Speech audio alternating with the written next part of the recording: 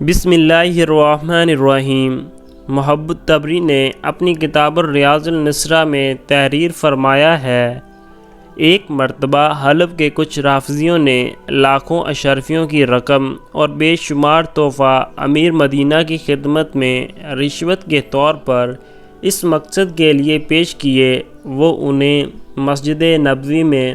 رات بھر رہنے اور روضہ مبارک میں نقب لگا کر حضرت ابوبکر صدیق اور حضرت عمر فاروق رضی اللہ تعالی عنہ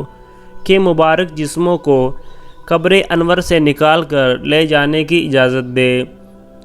رشوت خور بدکار امیر لالچ کا شکار ہو گیا اور ان خنخوار درندوں کو مسجد نبوی میں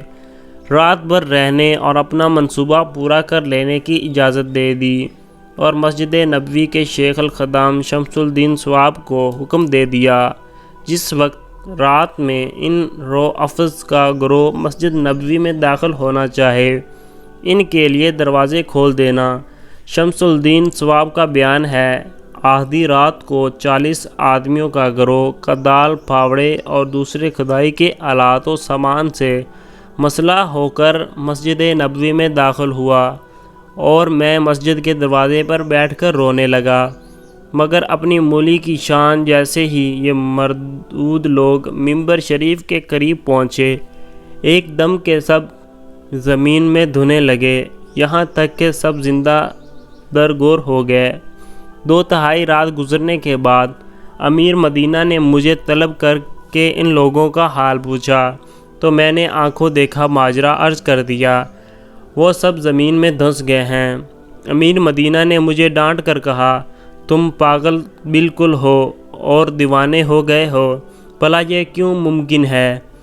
پتھر کے فرش میں 40 آدمی زمین کے اندر دھنس جائیں؟ میں نے عرض کیا، امیر خود چل کر اپنی آنکھوں سے دیکھ لیں، ابھی تک ان لوگوں کے زمین میں دھنس جانے کا نشان باقی ہے اور ابھی تک ان کے کچھ لباس وغیرہ زمین میں دھسے ہوئے نظر آ رہے ہیں۔ یہ سن کر امیر مدینہ سناٹے میں آ گیا اور کہنے لگا، خبردار، ہرگز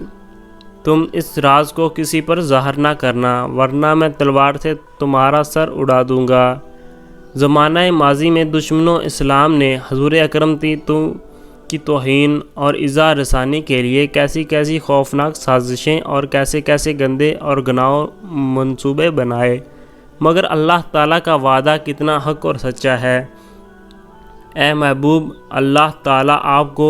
لوگوں سے بچائے گا۔ کفار مکہ بڑی بڑی کوششیں اور انتہائی جدوجہد کرتے رہے، پیغمبر اسلام کا خاتمہ کر کے اسلام کا نام و نشان مٹا دیں گے۔ کبھی رات میں کاشانہ نبوت کا محاصرہ کر کے پیغمبر برحق کے قتل کا منصوبہ بنایا، تو کبھی دوران سفر میں رات کے اندھیرے میں اچانک قتل کر دینے کا منصوبہ تیار کیا، کبھی میدان جنگ میں حملہ کر کے شہید کر دینے کا عزم کیا، کبھی جادو کر کے، کبھی زہر کھلا کر مارنے کا منصوبہ بنایا۔ عرض پیغمبر اسلام کے نام و نشان کو مٹا دینے کے لیے کوئی ایسی دیسیہ کاری نہیں تھی جس کو کفار نے نہ کیا ہو، لیکن ہر موقع پر خدا کا وعدہ پورا ہوا، اور جب بھی کفار نے کوئی سازشی حملہ کیا اور چراغ نبوت کو بجھا دینے کا ارادہ کیا تو اللہ کی طرف سے ایسی نصرت حفاظت کا سامان ہو گیا کہ کفار کے سارے منصوبے بے خاک میں مل گئے۔